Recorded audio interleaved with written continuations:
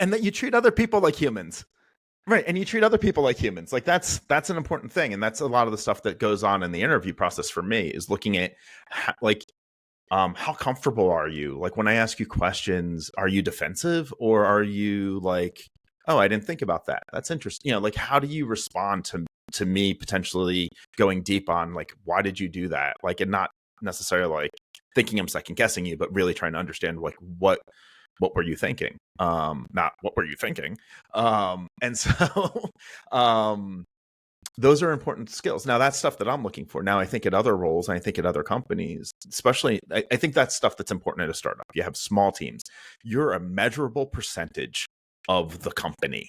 Like every hire at a startup or an early stage company is critical.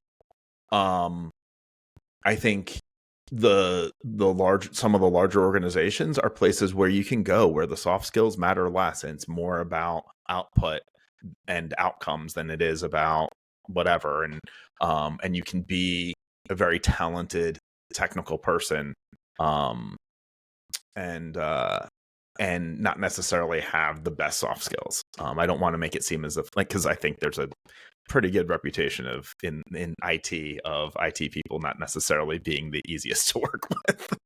And that's I think where management comes in and team leads and others like playing defense and sort of you know I feel like I've hired plenty of people who sort of don't have the best like people skills, but they have those other qualities that I'm looking for. But I can help them. Like if they're working with the same 3 or 5 people day in and day out, everyone will come to a shared understanding. Everybody's gonna, if they're open-minded, empathetic, those types of things.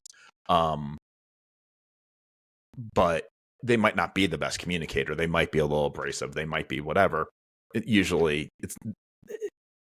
That doesn't necessarily have to be like a career, like something to be aware of, but it's not necessarily going to prevent you from succeeding in an IT career or in a software engineering career, technology career.